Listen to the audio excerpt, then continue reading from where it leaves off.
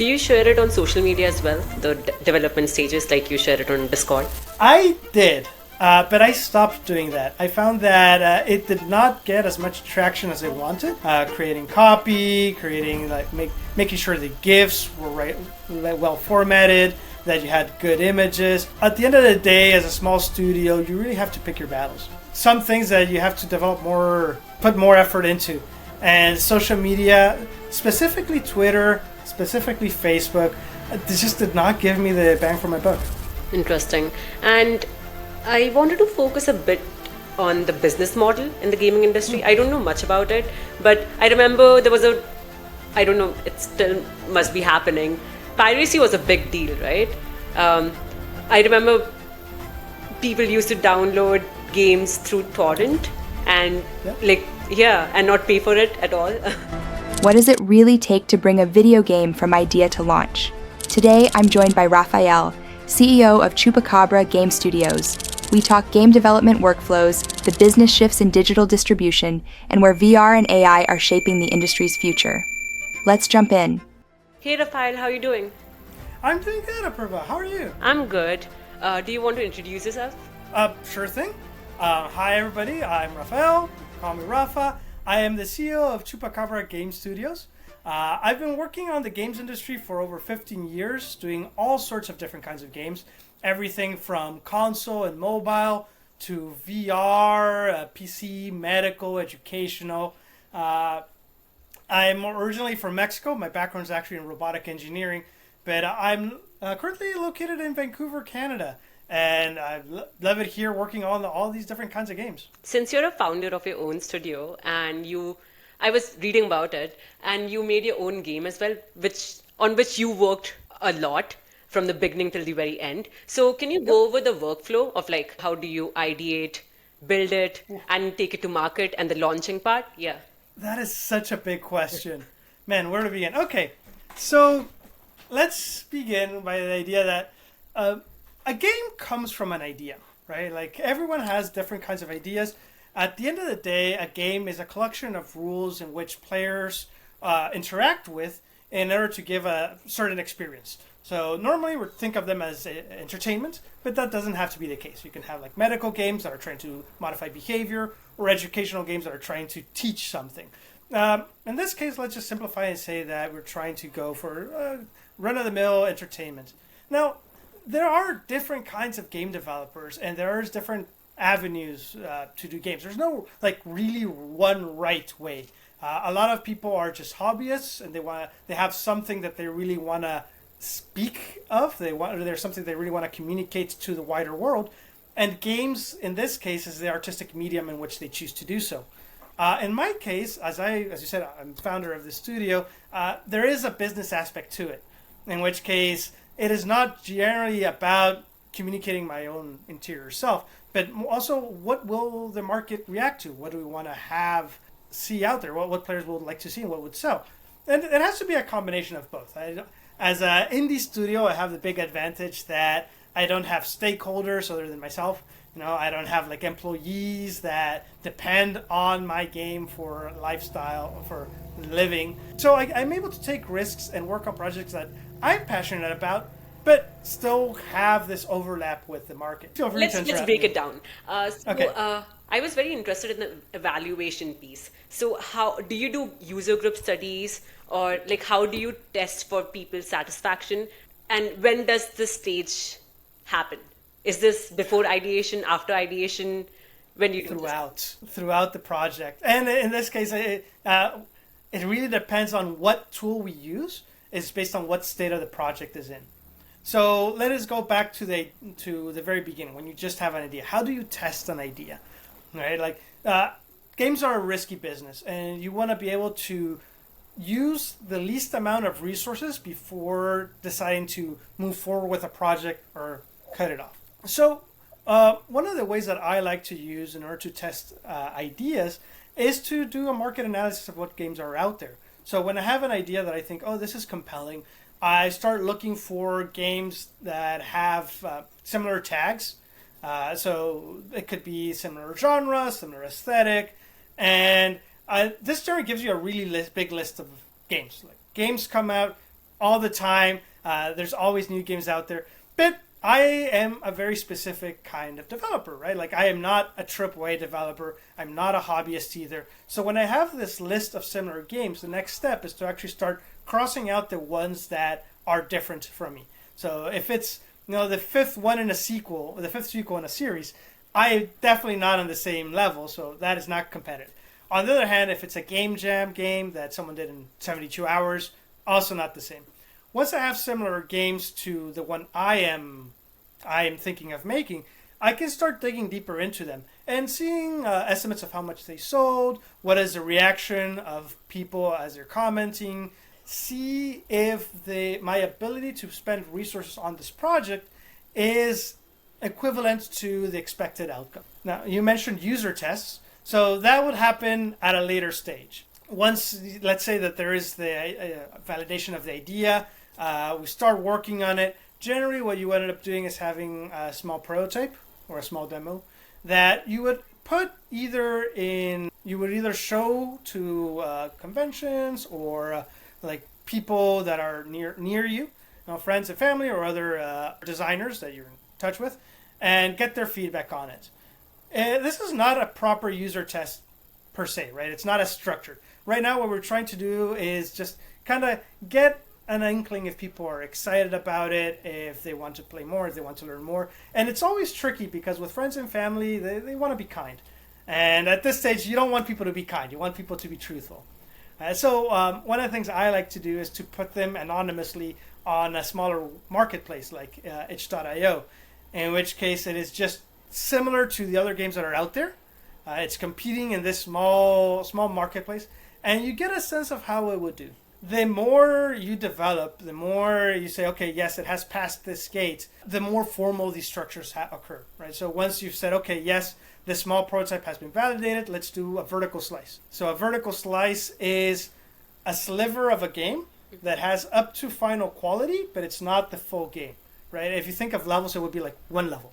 You don't want to spend doing everything, just one, but you want it to be close to final quality so you can show it to people that are not like you and that are not your friends, and that you can actually start having people that are not game developers, that they're not necessarily in the know of what a game looks like before it's released. Because let me tell you, they're very different.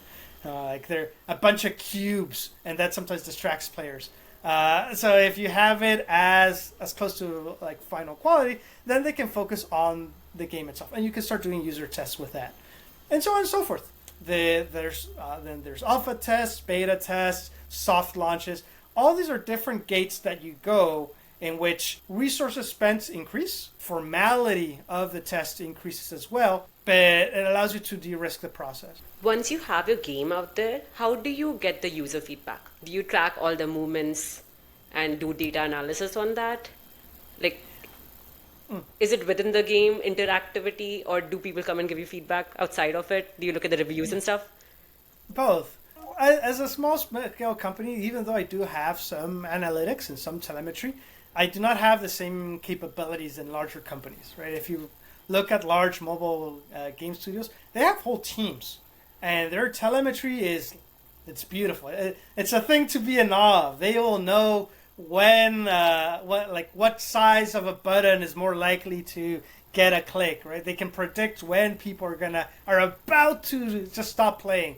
I don't do that. I'm just a single person. I have like the very high level KPIs, like how many people are playing, when do they stop, that kind of thing. There's a flow for the tutorial for the first time user experience, so I know when most people are likely to jump out. But on top of that, I do look through the comments people get.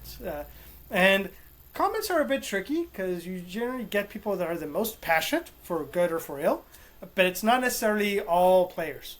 Right? And so you always have to kind of take it with a grain of salt. On the one hand, it is good that there's people that are passionate about your game, even if they're angry. Even an angry comment means that someone was like so upset that it caused such a ruckus internally that they need to let it out. And that's better than just apathy, right? But most players will not comment. On top of that, I also have a small Discord channel with people that have been following the progress of the development, and they're also a source of feedback, especially when there's like an update or something where it's not public yet, but it's about to be. It's a good way to expose it to other people, other players, and see what their thoughts are. Do you share it on social media as well, the development stages, like you share it on Discord? I did, but I stopped doing that. I found that it did not get as much traction as I wanted. It was a lot of work, creating copy, creating making sure the GIFs were well formatted, that you had good images. At the end of the day, as a small studio, you really have to pick your battles. Some things that you have to put more effort into, and social media, specifically Twitter, specifically Facebook. This just did not give me the bang for my buck. Yeah, the other question is, where would you find the right audience to, right? You are looking for potential users / customers, and where would they be hanging out? That is also an interesting topic. I can dig into it if you'd like. Yeah, let's dig into it. Because the follow-up question was, before you start building a game or like ideating about a game, like, do you think about which users is this game for, right? And then you must be doing some sort of research about the users and like trying to find them and talk to them. So yeah, let's dive into that. No, like knowing your target audience is fundamental. Like I know a lot of people think of games as like the gamers. And there's just like a group of them. But at this point, everyone plays different kinds of games, and they're very different, and they're equally valid.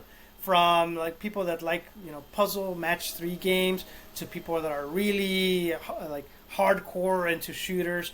Everyone is looking for a slightly different experience when playing a game, and so being able to understand what their motivations are, what their expectations are, and what their like skill level is really critical to be able to make a game that is for them. I think that the best way to do this research is to look at the marketplace itself. So if you go into Steam, for example, or itch.io, or any other marketplace where you can get digital distribution of games, people leave comments, and you can see what other games these people are playing. And then this allows you to dig deeper and say, okay, there is like this subsection of the audience that really likes this theme, but wants it to be have deeper mechanics, for example. Or that they love these kinds of mechanics, but they feel that it's a bit too hard because they have lower play session length. It is always a bit tricky, as we don't have access to full data. Back in the day when I started working, for example, on games on social media, on Facebook, and when I started out on mobile games, there was a lot of data that Facebook would give you about the users. And you would be able to really track down what your user was, what brands they liked, what kind of other media outside of games did they enjoy. And that was a lot of insight.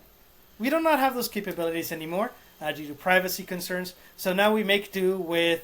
Interesting.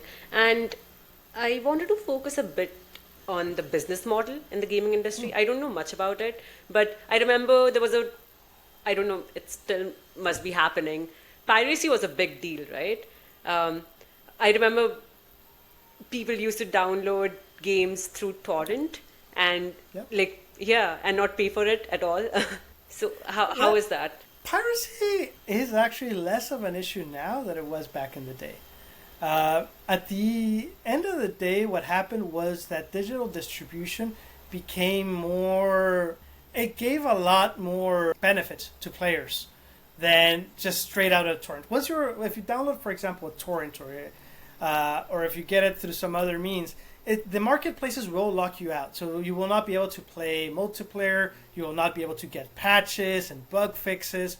And so piracy was a lot of bigger issue when we had physical distribution of media, where everything was just based on DVDs or CDs, and then it was just like a fire and forget business model. You sell once that sale is lost, it's gone.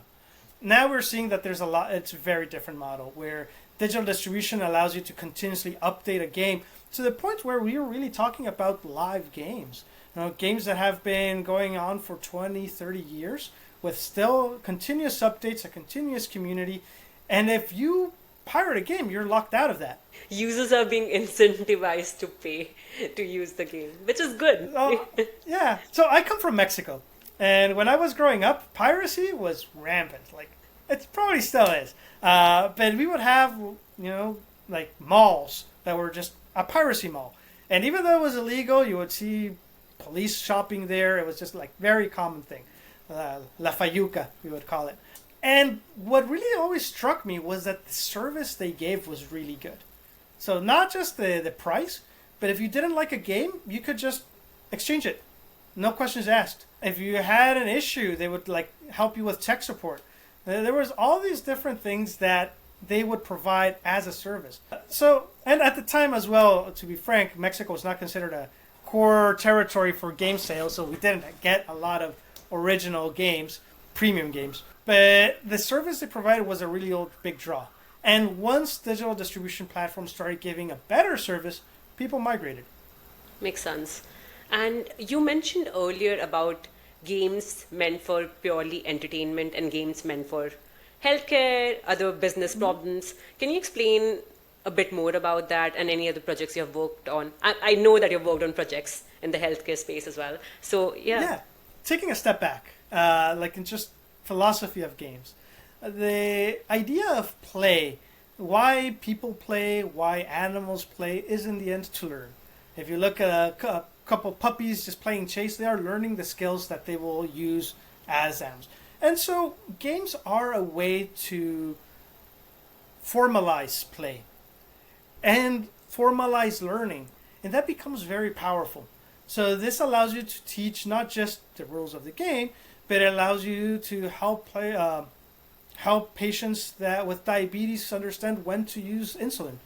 One of the projects I worked on, for example, it was a small prototype. It never actually launched commercially, but we did work together with a university here in Canada to create a platform in which patients with dementia could get in touch with their families. Because research had shown that it originally started as a game, as a series of games as mental exercises, but when we got in touch with UBC and their head of research of dementia studies told us, well, right now the only thing that we know for sure that helps the decline of dementia is their mood. They were having much more success with having retreats where they would have drum circles and have like a good time, as opposed to like do 5 pages of Sudoku. And so we pivoted. Instead of making brain training games, we ended up creating this platform where the family members could get in touch with their elders, share stories, and we used gamification in order to make that more engaging and more compelling on both sides. And this is just one of the things we can do, right? Like we can use game theory to encourage all sorts of behaviors, from the point system you use to get airline miles to something more serious. Yeah, gamify everything. Especially nowadays, it's happening with stock investments. All the apps which provide you with the capability to buy stocks and sell stocks. They do that a lot now. Stocks in of themselves are similar to games in certain ways, right? Yeah. They have unknown outcome, but it is still a skill that you can improve on. It has like really quick feedback. There's a lot of things that makes it very closely related. Yeah, true. I wanted to explore a bit of virtual reality. You have worked a lot in that space too. Can you go over that a bit? Of course. Virtual reality is one of the new platforms that we have in gaming, one of the new verticals. It is similar to games, to like traditional flat screen games, in the sense that you're still interacting with the world. But the idea that you are placed within the world does change a lot how players behave. There's a lot of both bonuses, like things that we can do in VR that are not usual for flat screen games, especially in the sense of presence. People behave differently when they feel they are present in an environment. But there's also limitations. For example, people getting tired. Well, it's not something that you think of when sitting on a couch with a controller, but when you have to start moving your hands, for 20 minutes and 30, people get tired. Your eyesight gets tired. Standing gets tiring, and so it really changes our way of thinking about how to design games, as we're facing limitations that we're usually not used to do. Are you limited by the hardware there? I mean, we're always limited to hardware in video games. There's a lot of things that we would love to do, but we're always constrained by the technology of the day. Right now, VR, because it's rendering two screens, because it has to render really fast to avoid nausea. It is a couple of generations behind really powerful mobile phones, but at any point in history, we would always be limited by this. Makes sense. And let's go on to AI now. Okay. So how has AI changed the gaming industry, or how is it changing it right now? Well, there's many ways in which it is changing it. As a technology-based industry, we are really keen to get new technology, and we adapt to new technology really fast. That said, it also has caused a lot of disruptions. So while we are using AI in terms of accelerating parts of our business model, being able to create concept art faster, being able to create code faster, this has also caused issues with people that used to do those jobs. It is part of an internal debate that is currently occurring in the industry of how far can we go in one direction or the other. Different studios, different people have different positions on it. It is a bit of a gray line where the certain audiences as well care a lot of things being made by humans and not AI. Other audiences do not care. Sounds very similar to the film industry. Yeah. And what do you think? Do you know about Genie? It was released. It's a world model released by Google, and it lets you. What do you think about that? I think it's really interesting. The idea of being able to render world models, being able to render worlds live. I think that it has a lot of potential in being able to create large open space experiences. Now, not every game is like that as well, right? We have to remember that different games for different people. So it probably will not, world models probably will not help with people that are interested in tile games and match threes. But for players that really want to have that ability to just continuously explore, I think it'll be very interesting for them. Now, one of the things that we should also bear in mind is that that AI in the end is a tool to create games. It's not the game in of itself. It is not just hey Genie, make me a game. It's how will game designers use the Genie technology to create a game. What tools do you guys use in your day-to-day? And with AI tools? Yeah. No, what tools in general you use for development and designing? Plus which ones of them have AI features integrated and AI tools as well. Nowadays everything has AI features integrated.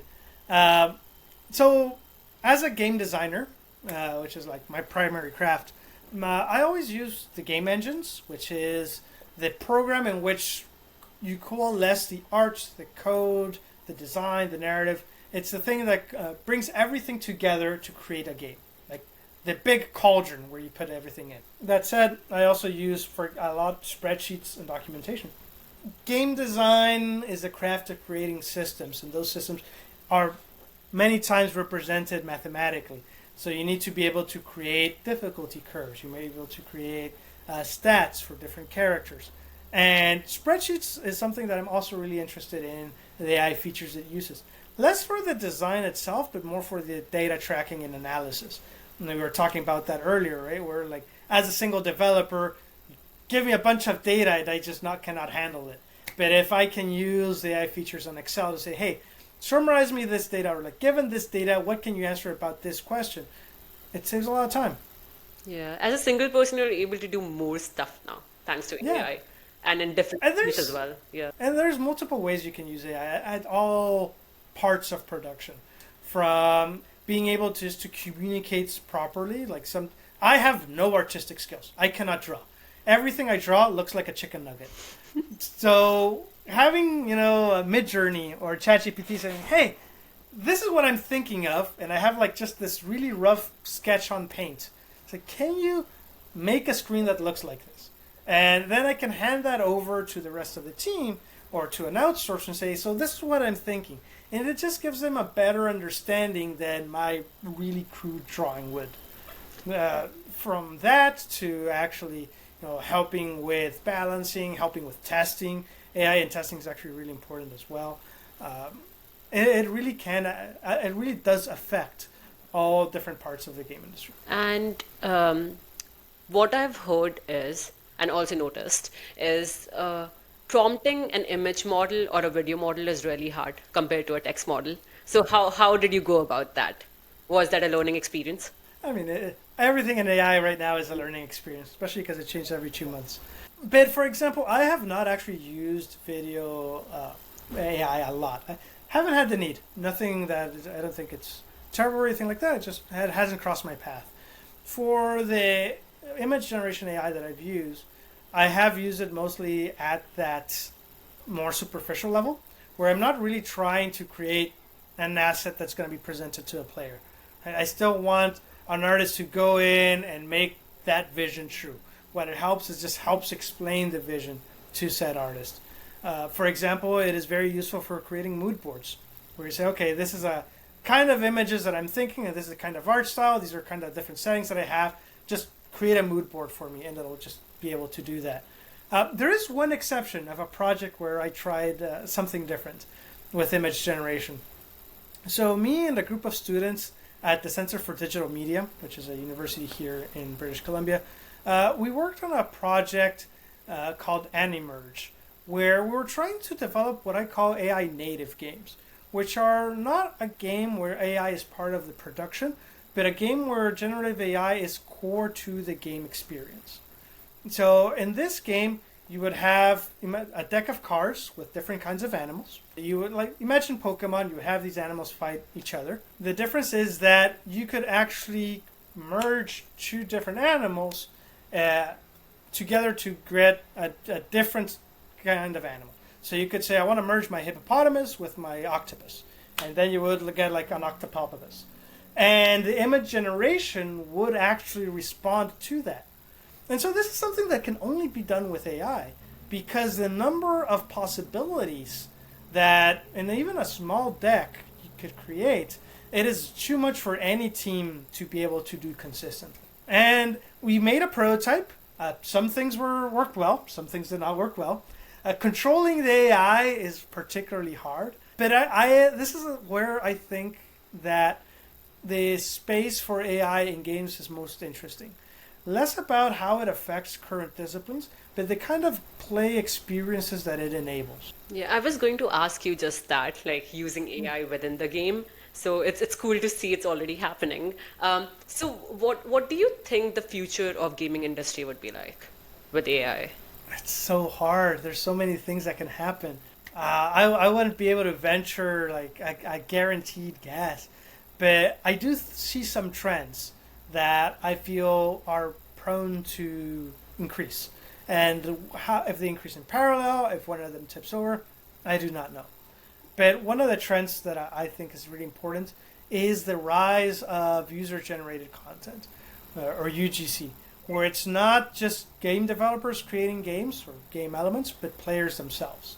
We're already seeing this with Fortnite, we're seeing this with Roblox, but this will be multiplied dramatically with agentic AI, where a player that has an idea but does not have experience can say, hey, I need this kind of game. Can you make the art for it? Can you make the levels for it? Can you make the code for it? And players generally have more time. They can really dig into using all these agents and coordinating them to create this vision. We've had similar moments in history. In the 90s, there was an explosion of Flash games where people at the time were given tools to make games through Adobe's Flash that was very simple to use. And at the time, games were very complex. You had very complex game engines. And we saw an explosion of creativity, creating new genres and new kinds of games that to this day still exist. And it happened because of that explosion.